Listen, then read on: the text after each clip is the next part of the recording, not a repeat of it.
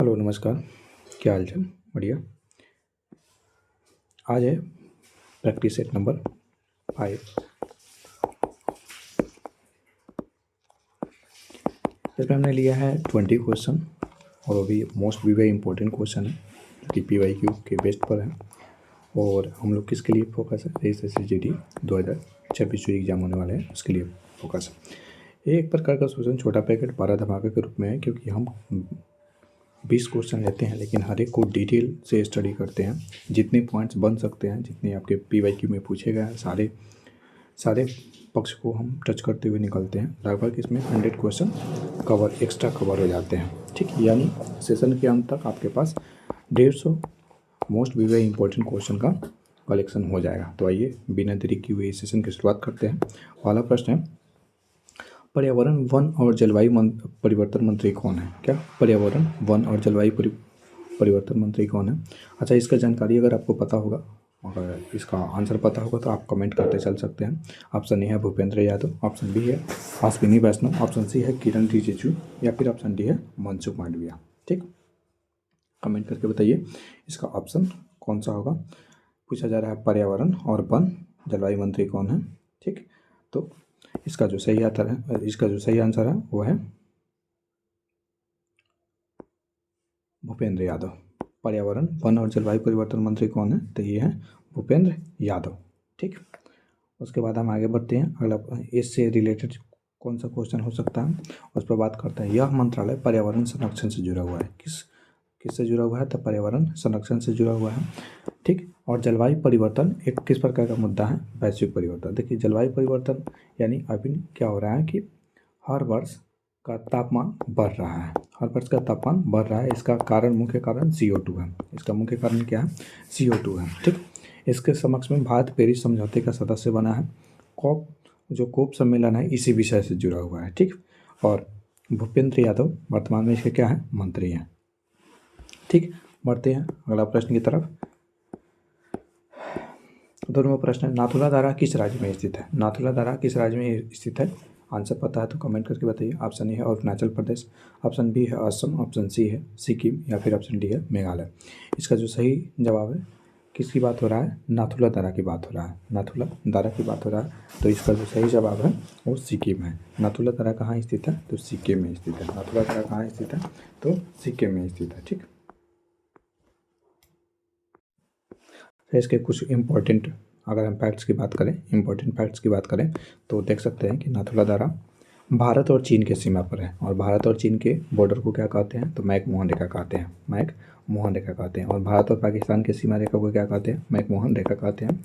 कब डिसाइड हुआ? तो ये 1914 में डिसाइड हुआ। ठीक, अच्छा, ये जो है क्या कि भारत और पाकिस्तान वाला रेखा क्या कहलाता है? विभाजन जो रेखा है रेड क्लिफ लाइन कहलाता है। ठीक, अच्छा, जो ये नाथुला दारा है किस राज्य में स्थित है? सिक्किम है। और सिक्किम की राजधानी कहाँ है? तो गंगटोक है। सिक्किम की राजधानी कहाँ है?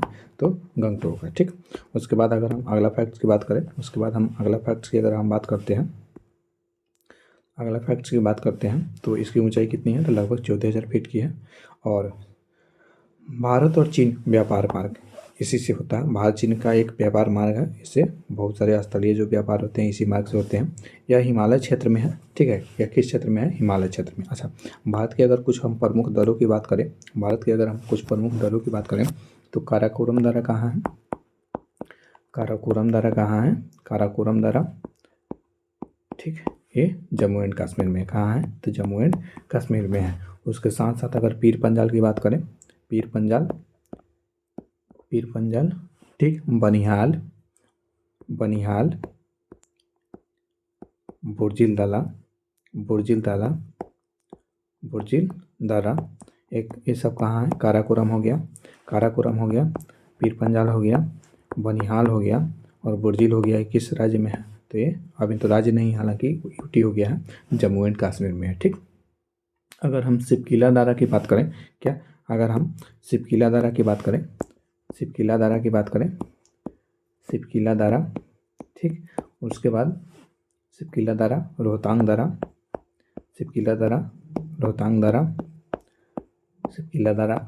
दारा, और बारालाचा दारा, की बात करें, बारालाचा दर्रा की बात करें तो ये किस राज्य में है? तो ये हिमाचल प्रदेश में। किस राज्य में है? तो ये हिमाचल प्रदेश में है। हिमाचल प्रदेश में है। ठीक, कौन कौन है? सिपकिला हो गया, सिपकिला हो गया, रोहतांग हो गया और बारालाचा हो गया। ठीक, सिपकिला हो गया, रोहतांग हो गया और बारालाचा एक किस राज्य में है? तो हिमाचल प्रदेश में है।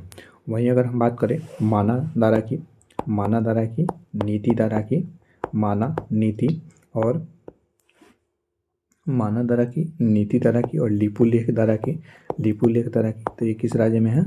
ठीक, लिपुलेख, माना, माना, माना, माना, नीति और लिपुलेख किस राज्य में है? तो ये है उत्तराखंड में। ये किस राज्य में है? तो ये है उत्तराखंड में है। ये किस राज्य में है? तो ये उत्तराखंड में है। ठीक, अच्छा, ये नाथुला के अलावा सिक्किम में कौन सा दारा है? तो जयलेपला दारा है। ठीक, जयलेपला दारा भी कहाँ है? तो सिक्किम में। जयलेपला दारा भी कहाँ है? सिक्किम में। अगर हम अरुणाचल प्रदेश की प्रमुख दारा की बात करें, अरुणाचल प्रदेश की प्रमुख दारा की बात करें, ठीक, अरुणाचल प्रदेश की अगर हम प्रमुख दारा की बात करें तो बोमडीला दारा, बोमडीला, बोमडीला दारा, ठीक, उसके बाद यांगयाप दारा, यांगयाप दारा और दीफू दारा, दीफू दारा, दीफू दारा, बोमडीला दारा, यांगयाप दारा और दीफू दारा, ये सारा का सारा किस राज्य में है? तो अरुणाचल प्रदेश में। किस राज्य में है? अरुणाचल प्रदेश में। अच्छा, अरुणाचल प्रदेश, अरुणाचल प्रदेश में है। अरुणाचल प्रदेश म्यांमार से सर्वाधिक सीमा साझा करता है। ठीक, अरुणाचल प्रदेश में है। ठीक, अरुणाचल प्रदेश की राजधानी कहाँ है? कमेंट करके बताइएगा। ठीक, वहीं अगर तुजू दारा की बात करें, कौन सी दारा की? तुजू दारा की बात करें, तुजू दारा की बात करें तो तुजू दारा किस राज्य में है? तुजू जो दारा है, जो तुजू दारा है, ये है मणिपुर में है।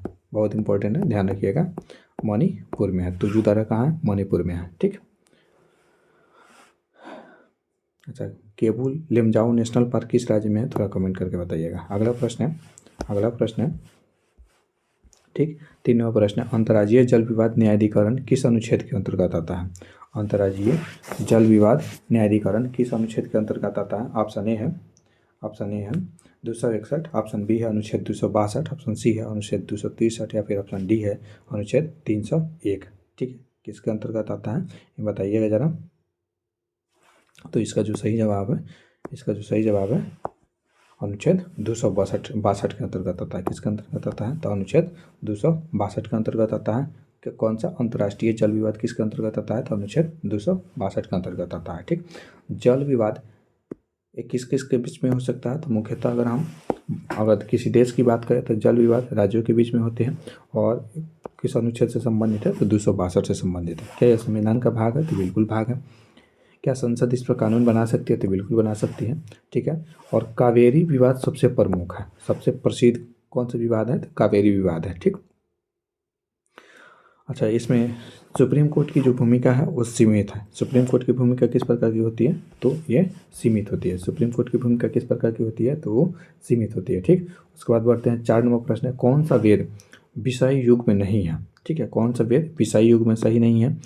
तो ऋग्वेद में स्तुति है, सामवेद में मंत्र है, यजुर्वेद में अनुष्ठान है, अथर्ववेद में संगीत है। तो ये आपसे पूछा जा रहा है कि कौन सा वेद सुमेलित नहीं है? तो कमेंट करके बताइए कौन सा वेद सुमेलित नहीं है।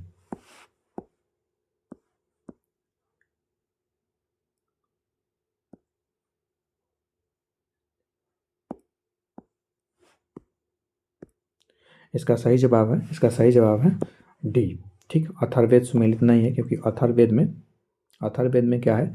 वशीकरण है, वशीकरण है, पूजा पाठ है, पूजा पाठ है, पूजा पाठ, वशीकरण, पूजा पाठ आदि का विवरण किसमें मिलता है? अथर्ववेद में। जबकि सामवेद में किसका मिलता है? सामवेद में मंत्र के साथ साथ संगीत का भी मिलता है, मंत्र के साथ साथ संगीत का भी मिलता है सामवेद में। ठीक, ऋग्वेद की अगर हम बात करें तो ऋग्वेद में स्तुति है और कितने मंडल है? तो 10 मंडल है। ऋग्वेद में कितने मंडल है? तो 10 मंडल है। ठीक है, गायत्री मंत्र किस मंडल में है? तो 3रे मंडल में है। ठीक, और 10वें मंडल में क्या है? दशराज युद्ध की चर्चा और पूर्व जो चतुर्थ वर्ण होता है यानी 4 वर्ण होता है उसकी चर्चा है। ठीक, अगर हम बात करें जो नौवां मंडल है किसको समर्पित है, सोम को समर्पित है। ठीक, इसमें ऋचाओं की संख्या कितनी है, ऋग्वेद में ऋचाओं की संख्या 10,462 ऋचा है। ठीक, और अगर सूक्त की बात करें कितना सूक्त है तो 1028 सूक्त हैं। ठीक, 1028 सूक्त हैं। ठीक, इसकी रचना की बात करते रचना किसने किया तो वसुमित्र ने किया। इसकी रचना की बात करते रचना कौन करते हैं तो इसकी रचना करते हैं वसुमित्र। इसकी रचना कौन करते हैं तो इसकी रचना करते हैं वसुमित्र। ठीक, सॉरी वसुमित्र बोल रहे हैं, विश्वामित्र करते हैं, सॉरी। इसकी रचना कौन करते हैं तो इसकी रचना करते हैं विश्वामित्र। कौन रचना करते हैं तो इसकी रचना करते हैं विश्वामित्र। ठीक, बढ़ते हैं। टोटल वेद कितना होता है तो टोटल 4 वेद होता है। टोटल कितने वेद होते हैं तो टोटल 4 वेद होता है। ठीक, और सबसे प्राचीन वेद कौन है, सबसे प्राचीन वेद कौन है तो ऋग्वेद है। सबसे प्राचीन वेद कौन है तो सबसे प्राचीन वेद की अगर हम बात करें तो वो कौन सा है तो ऋग्वेद है। ठीक है, उसके बाद अगर हम बात करते हैं कि सामवेद किससे जुड़ा हुआ है तो सामवेद संस्कृत से जुड़ा हुआ है। सामवेद किससे जुड़ा हुआ है तो सामवेद संस्कृत से जुड़ा हुआ है। ठीक, और यजुर्वेद किससे जुड़ा हुआ है तो यजुर्वेद में कर्मकांड है। यजुर्वेद में क्या है, कर्मकांड है। अथर्ववेद में क्या है तो जादू टोना है। अथर्ववेद में क्या है, अथर्ववेद में क्या है तो अथर्ववेद में जादू और टोना है। ठीक, और संगीत अथर्ववेद का विषय बिल्कुल नहीं है। ठीक है, आर्यों का मुख्य सामाजिक इकाई क्या थी, आर्यों का जो सही वैदिक काल में पढ़ते हैं। ठीक है, सीजीएल 2023 का एक प्रश्न है कि धनवान व्यक्ति को वैदिक काल में क्या कहा जाता था तो धनवान व्यक्ति को वैदिक काल में गोमत कहा जाता था। क्या कहा जाता था, गोमत कहा जाता था। क्या कहा जाता था तो गोमत कहा जाता था। अच्छा, आर्यों की मुख्य सामाजिक इकाई को क्या थी, आर्यों की मुख्य सामाजिक इकाई की बात करें तो वह जन थी। आर्यों की मुख्य सामाजिक इकाई की बात करें तो कौन थी तो जन थी। राजा को क्या कहा जाता था तो राजा को गोप कहा जाता था। वैदिक काल की बात कर रहे हैं, राजा को क्या कहा जाता था तो, और गाय को क्या कहा जाता था अघन्या कहा जाता था। गाय को अघन्या कहा जाता था। इस समय सबसे प्रमुख देवता कौन थे तो इंद्र। जो सबसे फेमस देवता थे वो कौन थे तो इंद्र थे। सबसे फेमस देवता कौन थे तो इंद्र थे। ठीक, उसके बाद अगर हम बात करते हैं, ठीक, उसके बाद अगर हम बात करते हैं ऋग्वेद में दशराज युद्ध की चर्चा है। ऋग्वेद में दशराज युद्ध की चर्चा है। ये भी 2023 सीरियल का प्रश्न है कि यह किस नदी के किनारे लड़ा गया तो यह लड़ा गया रावी नदी के किनारे। और रावी नदी का प्राचीन नाम क्या है, रावी नदी का अगर प्राचीन नाम की बात करें तो रावी नदी का प्राचीन नाम पुरुषनी है। ठीक है, रावी नदी का प्राचीन नाम पुरुषनी है। ठीक, ठीक है,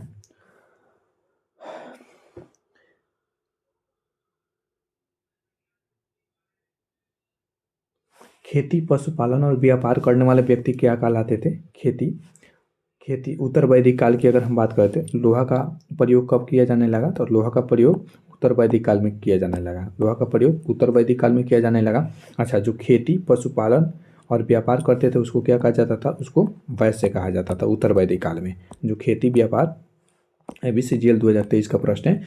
ठीक है, कि जो भी व्यक्ति खेती पशुपालन और व्यापार का काम उत्तर वैदिक काल में करते थे तो उसको क्या कहा जाता था, उसको वैश्य कहा जाता था। चतुष्वर्ण यानी 4 वर्ण की चर्चा है। कौन कौन, एक तो आपका क्षत्रिय हो गया, दूसरा ब्राह्मण हो गया, तीसरा वैश्य हो गया और चौथा शूद्र हो गया। ठीक, उसके बाद अगर हम बात करते हैं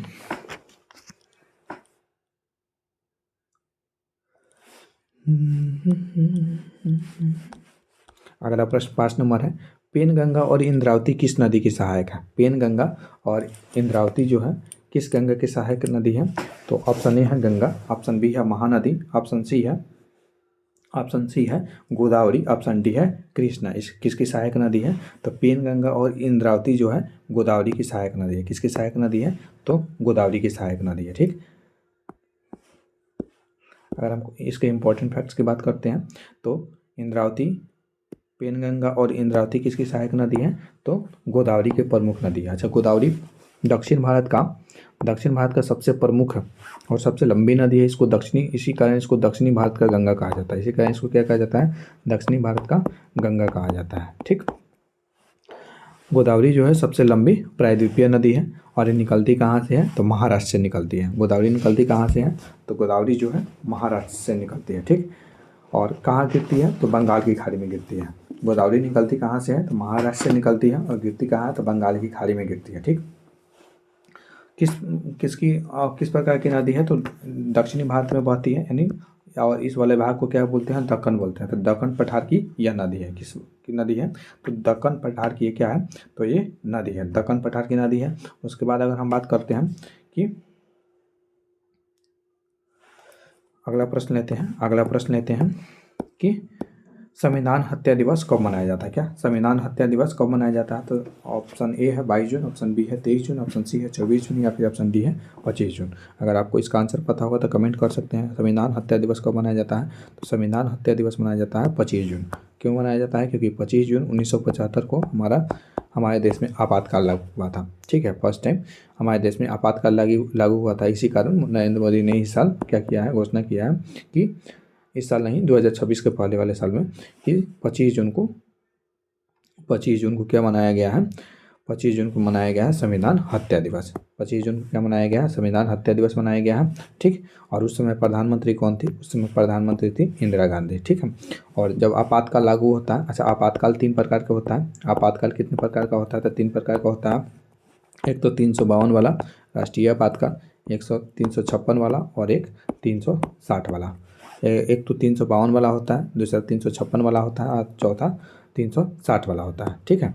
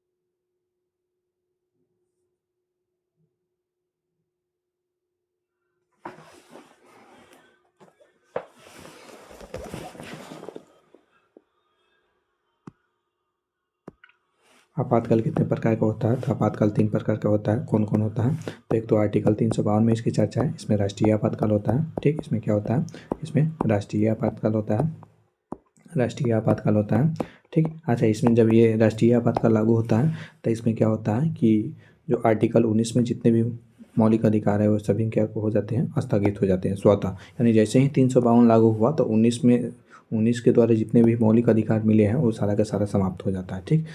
अगर उसके बाद बात करते हैं कि जब आर्टिकल 359 लागू किया जाता है तो इसमें क्या किया जाता है कि आर्टिकल 20 और 21 समाप्त नहीं होता है राष्ट्रीय आपातकाल में। बाकी 359 को लागू करने के बाद 20 और 21 को छोड़कर बाकी जितने भी मौलिक अधिकार हैं वो सारे के सारे निरस्त हो जाते हैं, मतलब लागू नहीं होते हैं, ठीक। केवल 20 और 21 को छोड़कर सारे मौलिक अधिकार समाप्त हो जाते हैं। लेकिन अगर केवल 352 एक क्रिटिकल पोजीशन होता है, अगर 352 एक्टिवेट है, केवल 352 एक्टिवेट है तो आर्टिकल 19 क्या हो जाता है, स्वतः समाप्त हो जाता है, ठीक। उसके बाद अगर 356 की बात करें तो ये है 356 की बात करें तो ये राष्ट्रपति शासन की बात करता है। क्या राष्ट्रपति शासन की बात करता है। और 360 की बात करें तो ये वित्तीय आपातकाल की बात करता है। 360 की अगर बात करें तो ये वित्तीय आपात की बात करता है, ठीक है। 360 वित्तीय आपातकाल की बात करता है, जो अभी तक नहीं लगा हुआ है। ये भारत के लिए बहुत अच्छी बात है। वित्तीय आपातकाल की बात करता है, ठीक, वित्तीय आपातकाल की बात करता है 356, ठीक। इसमें प्रेस पर रोक लग जाती है। इसमें क्या हो जाता है, प्रेस पर रोक लग जाती है और एक करंट के दृष्टिकोण से ये इंपॉर्टेंट क्वेश्चन है और बहुत ही महत्वपूर्ण है, क्योंकि यह करंट के साथ साथ पॉलिटी को भी कवर करता है। 7 नंबर प्रश्न है, अस्थिर वस्तुएं हटाकर मापी गई मुद्रास्फीति क्या है। अस्थिर वस्तुएं हटाकर मापी गई मुद्रास्फीति क्या है, ठीक है। 7 नंबर प्रश्न है, 7 नंबर प्रश्न है। तो इसका सही जवाब है ऑप्शन ए है हेडलाइन, ऑप्शन बी है कोर, ऑप्शन सी है खाद्य या फिर ऑप्शन डी है मंद। इसका जो सही जवाब है क्या है, इसका जो सही जवाब है कोर कहलाता है। अस्थिर वस्तुएं हटाकर मापी गई, अस्थिर वस्तुएं, ठीक, को हटाकर मापी गई मुद्रास्फीति क्या कहलाता है, तो कोर कहलाता है। क्या कहलाता है, तो कोर कहलाता है। कोर, जब हम मुद्रास्फीति में से अस्थिर वस्तुएं को हटा देते हैं तो वह मुद्रास्फीति क्या कहलाता है, तो कोर कहलाता है, ठीक है। मुद्रास्फीति में सामान्यतः क्या होता है कि वस्तुओं के मूल्य में वृद्धि हो जाती है। वस्तुओं के मूल्य में क्या हो जाती है, वृद्धि हो जाती है। यानी मान लीजिए 100 रुपये का दाल 110 रुपये में जब मिलने लगे, जब 100 रुपये का दाल 110 रुपये में मिलने लगे तो इसको हम क्या बोलते हैं, मुद्रास्फीति बोलते हैं, ठीक। और 100 रुपये का दाल अगर 90 रुपये में मिलने लगे तो उसको मुद्रास्फीति बोलते हैं, ठीक। तो मुद्रास्फीति में क्या हो जाता है, वस्तु का दाम बढ़ जाता है, वस्तु का दाम बढ़ जाता है और मुद्रा अपस्थिति में क्या होता है, ठीक है। तो इसमें क्या होता है, वस्तु के मूल्य में घटोतरी होती है, यानी कमी होती है। अच्छा, अस्थिर वस्तुओं में कौन कौन शामिल होता है, तो इसमें क्या होता है, तो खाद्य व ईंधन हटते हैं। क्या, खाद्य और ईंधन शामिल होते हैं, इसलिए इसको शामिल नहीं किया जाता है। इसको कौन देखता है, इसको रेगुलेट करने का काम कौन करता है सॉरी, इसको रेगुलेट करने का काम कौन करता है, यानी इन्फ्लेशन को और डिफ्लेशन को रेगुलेट करने का काम कौन करता है, आरबीआई करता है। ये समय समय पर रेपो रेट, रिवर्स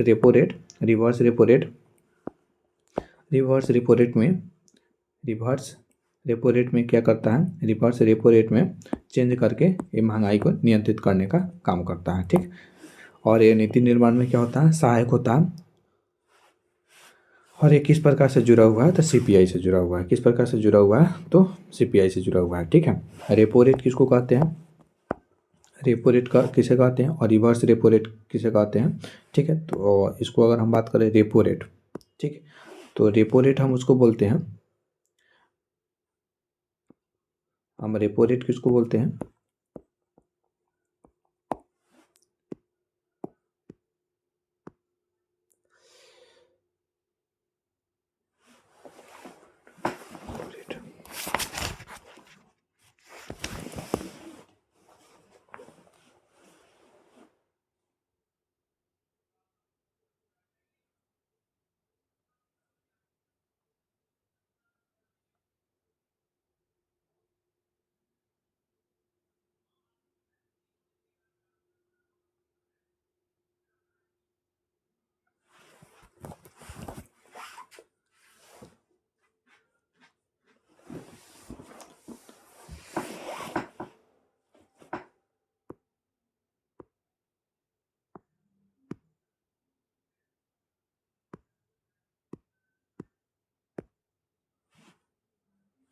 तो रेपो रेट की अगर हम बात करें, क्या, अगर हम रेपो रेट की बात करें तो देखिए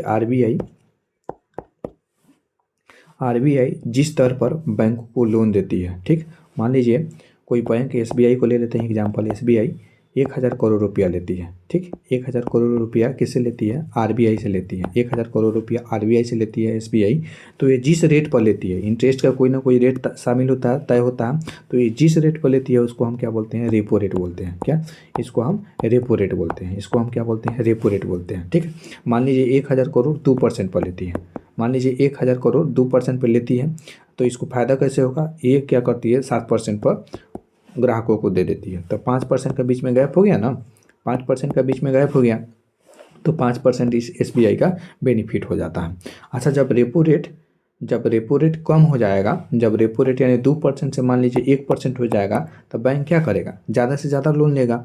बैंक क्या करेगा, ज़्यादा से ज़्यादा पैसा लेगा आरबीआई से और ये ज़्यादा से ज़्यादा अपने ग्राहकों को देगा। तो इससे क्या होगा, इससे होगा कि जो मनी है, मार्केट में फैल जाएगा, मनी जो है मार्केट में फैल जाएगा। और ये किस कंडीशन में किया जाता है? जब महंगाई होता है, जब महंगाई होता है तो रेपो रेट को बढ़ा दिया जाता है।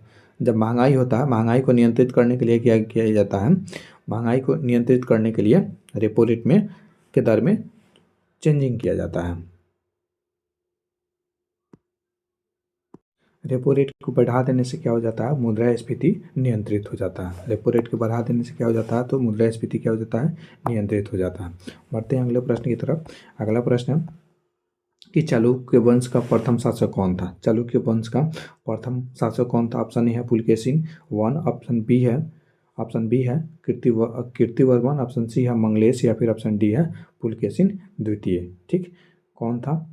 तो चालुक्य वंश का प्रथम शासक कौन था? तो चालुक्य वंश का जो प्रथम शासक था पुलकेशिन प्रथम था। कौन था? पुलकेशिन प्रथम था। ठीक, इसके इंपॉर्टेंट फैक्ट्स की अगर हम बात करें तो चालुक्य दक्षिण भारत में, चालुक्य वंश का साम्राज्य कहाँ था? तो चालुक्य वंश का साम्राज्य दक्षिण भारत में था।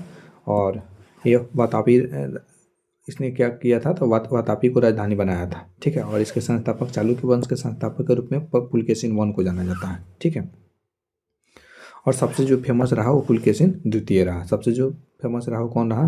पुलकेशिन द्वितीय रहा। ठीक है, अगला प्रश्न लेते हैं। अगला प्रश्न लेते हैं कि प्रतीकों में अभिक्रिया का निरूपण क्या है? प्रतीकों में अभिक्रिया का नियंत्रण क्या है? ऑप्शन ए है आवेश, ऑप्शन बी है समीकरण, ऑप्शन सी है गतिकी, या फिर ऑप्शन डी है बल गतिकी। इसका जो सही जवाब है ऑप्शन सी यानी गतिकी है। प्रतीकों में अभिक्रिया का निरूपण क्या है? प्रतीकों में अभिक्रिया का नियंत्रण क्या है? तो गतिकी है। प्रतीकों में अभिक्रिया का निरूपण क्या है? तो गतिकी है। ठीक, उसके बाद अगला प्रश्न लेते हैं हम कि पाल साम्राज्य किस क्षेत्र में शक्तिशाली था? पाल साम्राज्य जो था किस क्षेत्र में शक्तिशाली था? तो पाल जो साम्राज्य था वह बिहार के क्षेत्र में सबसे ज़्यादा शक्तिशाली था। किस क्षेत्र में? तो बिहार क्षेत्र में सबसे ज़्यादा शक्तिशाली था। पाल वंश बौद्ध समर्थक थे। किसके समर्थक थे? तो बौद्ध समर्थक थे। और बौद्ध का जो भगवान बुद्ध हुए, बौद्ध धर्म के संस्थापक कौन हुए? भगवान बुद्ध हुए। उनका जन्म कब होता है? 563 BC में होता है। और इनकी ज्ञान की प्राप्ति कहाँ होता है? तो बोध गया में होता है। क्या? इनकी ज्ञान की प्राप्ति बोध गया में होता है। और बोध गया जो है किस नदी के किनारे है? तो निरंजना नदी के किनारे है। किस नदी के किनारे है? निरंजना नदी के किनारे है। ठीक, अच्छा जो चौथा बौद्ध संगीति होता है वो कश्मीर में होता है। और इसका उस समय कश्मीर के शासक कौन था? तो कनिष्क था। ठीक है, बिहार जो पाल वंश बौद्ध समर्थक थे, और पाल वंश का जो मुख्य विस्तार था बिहार बंगाल क्षेत्र में था। धर्मपाल इसके प्रसिद्ध राजा हुए। उसने विक्रमशिला विश्वविद्यालय की स्थापना की। क्या? विक्रमशिला विश्वविद्यालय की स्थापना धर्मपाल ही करते हैं। नालंदा का अगर हम स्थापना की बात करें तो कुमारगुप्त द्वारा किया जाता है। नालंदा की स्थापना किसके द्वारा किया जाता है? तो कुमारगुप्त के द्वारा किया जाता है। ठीक है, उसके बाद अगला प्रश्न लेते हैं कि 11वां प्रश्न है राज्यसभा का सदस्य बनने की न्यूनतम आयु कितना है? राज्यसभा के सदस्य बनने के लिए न्यूनतम आयु कितना है? तो राज्यसभा के सदस्य की बात किया जा रहा था उसके लिए न्यूनतम आयु 30 वर्ष है। लेकिन अगर हम लोकसभा की बात करें, लोकसभा का सदस्य बनने के लिए न्यूनतम आयु कितना है? तो 25 वर्ष। अच्छा, लोकसभा की बात हो चाहे विधानसभा की बात हो, लोकसभा की बात हो चाहे विधानसभा की बात हो, दोनों के लिए न्यूनतम आयु कितना है? तो 25 वर्ष है। दोनों के लिए न्यूनतम आयु कितना है? तो 25 वर्ष है। वहीं अगर हम राज्यसभा या विधान परिषद की बात करें, क्या राज्यसभा या फिर विधान परिषद की बात करें तो इसके लिए न्यूनतम आयु कितना है? इसके लिए न्यूनतम आयु कितना है? तो इसके लिए जो न्यूनतम आयु है वो है 30 साल। इसके लिए न्यूनतम आयु कितना है? 30 साल। और राष्ट्रपति की बात करें, राष्ट्रपति के सदस्य बनने के लिए न्यूनतम आयु कितना चाहिए? तब 35 वर्ष चाहिए।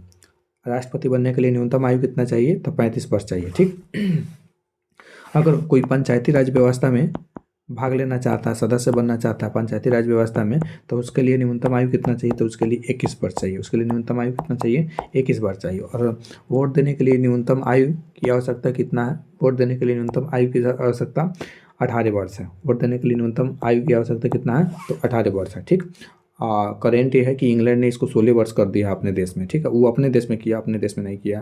ठीक है, तो वोट देने के लिए अच्छा पहले यह 21 वर्ष का प्रावधान था। पहले कितने वर्ष का प्रावधान था? 21 वर्ष का प्रावधान था। ठीक है, लेकिन अब कितना हो गया है? तो 18 वर्ष का प्रावधान हो गया है। ठीक है, किस संविधान संशोधन के द्वारा 21 वर्ष से 18 वर्ष घटाकर किया गया है? तो यह 61वां संविधान संशोधन के द्वारा। ठीक है, कब किया गया? तो राजीव गांधी के सरकार में, राजीव गांधी के समय में इसको क्या किया गया? 61वां संविधान संशोधन के द्वारा वोट देने की जो आयु 21 वर्ष थी उसको घटाकर 18 वर्ष कर दिया गया। ठीक, जो राज्यसभा होता है वो उच्च सदन होता है। ठीक है, और इसकी चर्चा किस में है? तो अनुच्छेद 84 में है। न्यूनतम आयु इसके लिए, इसका सदस्य बनने के लिए न्यूनतम आयु 30 वर्ष है। ठीक है, और हम आगे बढ़ते हैं, अगला प्रश्न लेते हैं। 12वां प्रश्न है, संविधान की 10वीं अनुसूची किससे संबंधित है? क्या संविधान की 10वीं अनुसूची किससे संबंधित है? अगर आंसर पता है तो कमेंट कर सकते हैं। ऑप्शन ए है मौलिक अधिकार, ऑप्शन बी है पंचायत, ऑप्शन सी है दल बदल विरोधी कानून, या फिर ऑप्शन डी है आधिकारिक भाषा। तो 10वीं अनुसूची और 10 है दल बदल कानून। ठीक है, ऐसे याद रख सकते हैं कि जो 10वीं अनुसूची है, क्या जो 10वीं अनुसूची है दल बदल विरोधी कानून से संबंधित है। ठीक है, इसको जोड़ा कब किया गया? तो इसको जोड़ा गया है 10वीं अनुसूची 1985 में जोड़ी गई। कब जोड़ा गया? तो 1985 में जोड़ी गई। कौन सा संविधान संशोधन था? तो यह बहुत इंपॉर्टेंट प्रश्न है, ध्यान रखिएगा। कौन सा संविधान संशोधन के द्वारा जोड़ा जाता है? तो 52वां संविधान संशोधन के द्वारा जोड़ा जाता है। ठीक है, किसके लिए रोकने के लिए? तो दल बदल को रोकने के लिए। मान लीजिए इस दल में कोई सदस्य है, ठीक है, और दूसरे दल में ये क्या कर जाता है, ज़्यादा पैसा के लालच में दूसरे दल में चल जाता है, तो इस व्यवस्था को रोकने के लिए दल बदल विरोधी कानून क्या किया गया? लाया गया। ठीक, ताकि राजनीतिक स्थिरता बनी रहे, संसद और विधानसभा ये दोनों पर लागू होता है। किस पर? संसद और विधानसभा दोनों पर लागू होता है। ठीक, अगर हम अनुसूची की बात करें, अगर हम अनुसूची की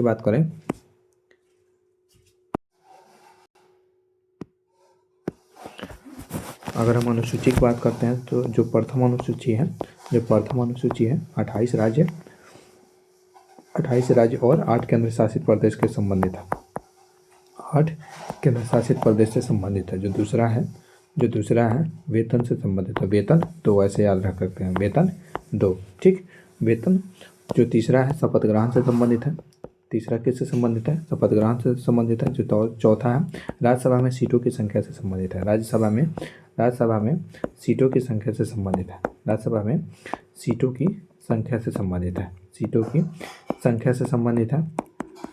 जो 5वीं अनुसूची है ये जो है ये अनुसूचित क्षेत्रों और अनुसूचित जनजाति के प्रशासन और नियंत्रण के बारे में है। किसमें?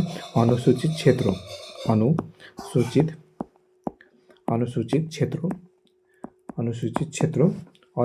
जनजाति क्षेत्रों के अनुसूचित जनजाति क्षेत्रों के प्रशासन और नियंत्रण के बारे में है। लेकिन जब अब अनुसूचित छठा की बात करते हैं तो ये असम, मेघालय, त्रिपुरा और मिजोरम। असम, मेघालय, त्रिपुरा और मिजोरम। असम, मेघालय, त्रिपुरा और मिजोरम में जनजातीय क्षेत्रों के प्रशासन के बारे में है। जनजातीय क्षेत्र के प्रशासन के बारे में है। 5वां अनुसूचित क्षेत्र के बारे में है। ठीक, 5वां किससे संबंधित है? तो 5वां संबंधित है अनुसूचित क्षेत्रों और अनुसूचित जनजातियों के प्रशासन में। लेकिन जो छठा है केवल 4 राज्यों से संबंधित है, असम, मेघालय, त्रिपुरा और मिजोरम से। असम, मेघालय, त्रिपुरा और मिजोरम से। ठीक है, अगर हम 7वां की बात करते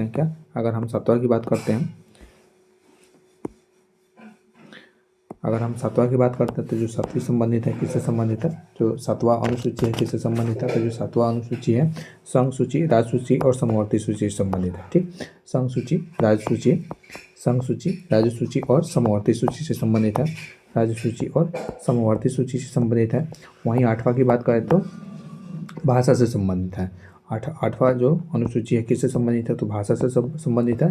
अभी वर्तमान में कितनी भाषा है? तो अभी वर्तमान में 22 भाषा है। शुरू में कितने भाषा थे? तो 14 भाषा थे। ठीक, 14 भाषा थे। उसके बाद क्या किया जाता है कि 21वां संविधान संशोधन द्वारा हिंदी को जोड़ा जाता है। फिर उसके बाद 71वां संविधान संशोधन द्वारा नमक को जोड़ा जाता है। नमक यानी नेपाली, न से नेपाली, म से मणिपुरी और क से कोंकणी। नेपाली, मणिपुरी और कोंकणी को जोड़ा जाता है। और फिर 52वां संविधान संशोधन द्वारा बदमाश को जोड़ा जाता है। बोडो, डोगरी, मैथिली और संथाली। ठीक है, पदभांस को जोड़ा जाता है किससे? 52वां संविधान संशोधन द्वारा। तो ये हो जाता है 8 को क्या किया गया है? 8 को जोड़ा गया है। तो पहले 14 था, 8 जोड़ दिया गया, तो अभी कितना है वर्तमान में भाषाओं की संख्या? जो 9वीं अनुसूची है किससे संबंधित है? भूमि सुधार से। भूमि सुधार से है। जो 10वीं अनुसूची है दल बदल सभी पढ़े। 11वीं अनुसूची पंचायती राज से है और 12वीं अनुसूची नगर पालिका से है। ठीक, बढ़ते हैं अगले प्रश्न में। 12वां प्रश्न है संविधान की 10वीं अनुसूची किससे संबंधित है? ये तो हो गया है ना। 13वां प्रश्न है पृथ्वी में ताप को रोकने वाली प्रक्रिया क्या कहलाती है? पृथ्वी में ताप को रोकने वाली प्रक्रिया क्या कहलाती है? ऑप्शन ए है रेड हाउस प्रभाव, ऑप्शन बी है ब्लू गैस प्रभाव, ऑप्शन सी है ग्रीन हाउस प्रभाव, या फिर ऑप्शन डी है येलो हाउस प्रभाव। इसका जो सही जवाब है, इसका जो सही जवाब है वो है ग्रीन हाउस प्रभाव। ग्रीन हाउस प्रभाव। ठीक, ग्रीन हाउस ताप को रोकने का जो प्रक्रिया है क्या कहलाता है? ग्रीन हाउस प्रभाव कहलाता है। इसका जो मुख्य गैस कौन सा है? तो CO2 गैस है। ठीक है, और CO2 वायुमंडल में कितना पाया जाता है? 0.03% पाया जाता है। नाइट्रोजन कितना पाया जाता है? तो 78% पाया जाता है। ठीक, वहीं ये क्या करता है? पृथ्वी को ताप को संतुलित करता है। ठीक है, जलवायु परिवर्तन से जुड़ा हुआ है। ठीक है, और इसी में हम लोग पढ़ते हैं, ये नहीं, इस ऑलरेडी हम चर्चा कर दिए हैं ओजोन को। अब इतने जो प्रीवियस 3-4 ये है प्रैक्टिस सेट चला है उसमें ओजोन के बारे में बहुत भर के बताया। आपको कमेंट करना है कि बताइए ओजोन जो परत होता है किस मंडल में पाया जाता है। 14वां प्रश्न है ग्लोबल इनोवेशन इंडेक्स में भारत का क्या स्थान है? ग्लोबल इनोवेशन इंडेक्स में भारत का क्या स्थान है? ऑप्शन ए है 35वां, ऑप्शन बी है 38वां, ऑप्शन सी है 40वां, या फिर ऑप्शन डी है क्या 42वां। तो जल्दी से बताइए कि ग्लोबल इनोवेशन इंडेक्स में भारत का स्थान क्या है? ग्लोबल इनोवेशन इंडेक्स में भारत का स्थान क्या है? तो ग्लोबल इनोवेशन इंडेक्स में अगर हम भारत के स्थान की बात करें तो ये हो गया आपका 38वां है। ग्लोबल इनोवेशन इंडेक्स में भारत का स्थान क्या है? तो 38वां है। ठीक है, क्या है? तो 38वां है। अच्छा, अभी हाल ही में ये आया है ह्यूमन डेवलपमेंट इंडेक्स आया है ह्यूमन डेवलपमेंट इंडेक्स आया है। इसमें भारत का स्थान क्या है? तो 130वां है। कितना पॉइंट मिला है? तो 0.685 मिला है। इसको जारी कौन करता है? तो UNDP जारी करता है। कौन जारी करता है? UNDP जारी करता है। कितने आयाम होते हैं? तो 3 आयाम होते हैं। एक तो शिक्षा होता है, दूसरा स्वास्थ्य होता है और तीसरा प्रति व्यक्ति आय होता है। शिक्षा, स्वास्थ्य और प्रति व्यक्ति आय होता है। ठीक, वहीं पर अगर हम बात करते हैं SDG में भारत का स्थान क्या है? SDG में भारत का स्थान क्या है? तो 99 है। हेनले पासपोर्ट इंडेक्स में भारत का स्थान क्या है? हेनले पासपोर्ट इंडेक्स में भारत का नवीनतम जो स्थान है जो वो 50वीं है, 85 है। हंगर इंडेक्स भारतीय वैश्विक भूख सूचकांक में भारत का रैंकिंग कितना है? तो 102 है। वैश्विक भूख सूचकांक में भारत का रैंकिंग कितना है? तो 102 है। ठीक, चलिए आगे बढ़ते हैं। उसके बाद अगला प्रश्न लेते हैं 15 नंबर है जिस बेरोजगारी में सीमांत उत्पादकता शून्य होती है क्या कहलाता है? जिस बेरोजगारी में सीमांत उत्पादकता शून्य होती है उसे क्या कहते हैं? मौसमी, संरचनात्मक या प्रक्षण या फिर चक्रीय बेरोजगारी कहते हैं। तो इसका जो सही जवाब है वो मौसमी कहलाता है। क्या कहलाता है? मौसमी कहलाता है। ठीक, सॉरी, जिस बेरोजगारी में सीमांत उत्पादकता सबसे कम होती है, जिस बेरोजगारी में सीमांत उत्पादकता शून्य होती है वो क्या कहलाता है? तो जिसमें सीमांत उत्पादकता शून्य होती है वो क्या कहलाता है? जिसमें सीमांत उत्पादकता कम होता है उसको हम क्या बोलते हैं? उसको हम बोलते हैं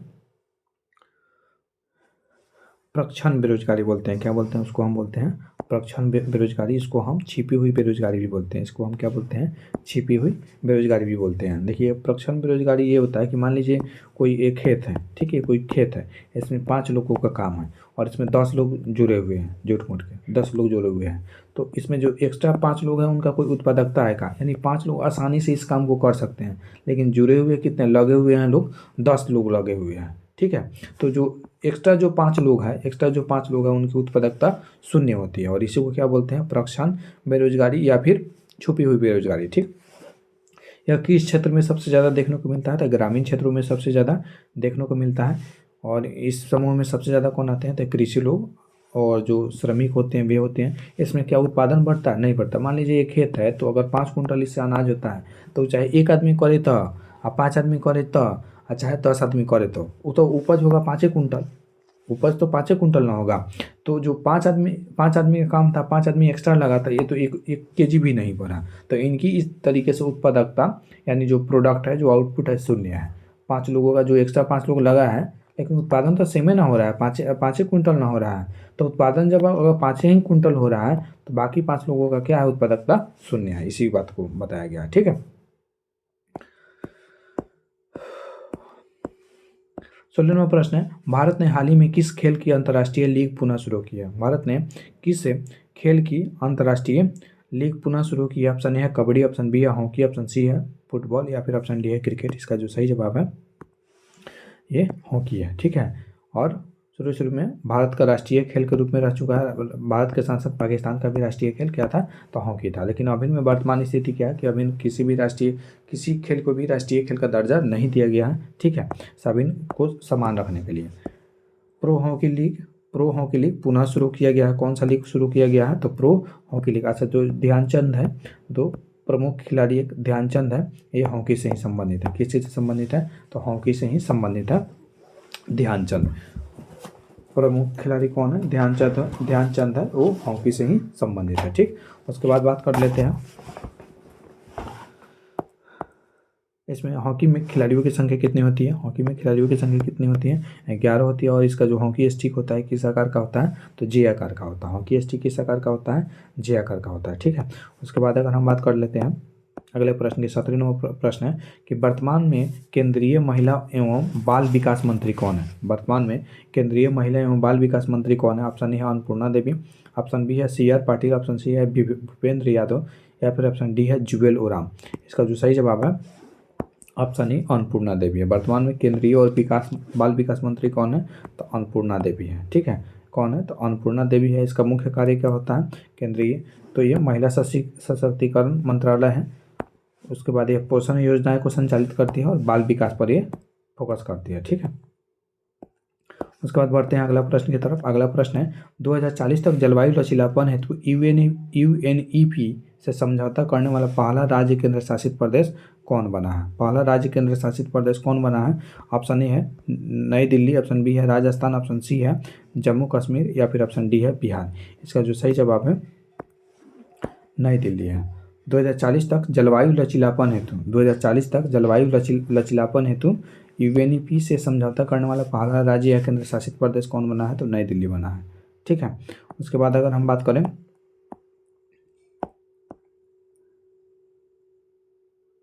अब दिल्ली क्या है, तो एक प्रकार का कैपिटल है। और यहाँ की मुख्यमंत्री कौन है यहाँ की मुख्यमंत्री कौन है, तो रेखा गुप्ता अभी यहाँ की वर्तमान में मुख्यमंत्री है।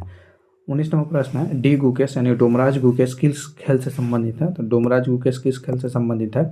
ऑप्शन ए है बैडमिंटन, ऑप्शन बी है मुक्केबाजी, ऑप्शन सी है ऊंची कूद या फिर ऑप्शन डी है शतरंज। तो जो डोमराज गुकेश है किस खेल से संबंधित है? शतरंज से संबंधित है। किस खेल से संबंधित है? शतरंज से संबंधित है। जो गुकेश है भारतीय ग्रैंड मास्टर है। इसके जो प्रमुख खिलाड़ी कौन है, यह है, उसके बाद ये शतरंज से संबंधित है। और FIDE रैंकिंग में क्या ये शामिल है, तो बिल्कुल शामिल है। ठीक है, विश्व शतरंज ओलंपियाड होते हैं। ठीक, और विश्वनाथ आनंद सबसे फेमस खिलाड़ी कौन है? विश्वनाथ आनंद है। सबसे फेमस खिलाड़ी कौन है, तो विश्वनाथ आनंद है, ध्यान रखिएगा। सबसे फेमस खिलाड़ी विश्वनाथ आनंद है।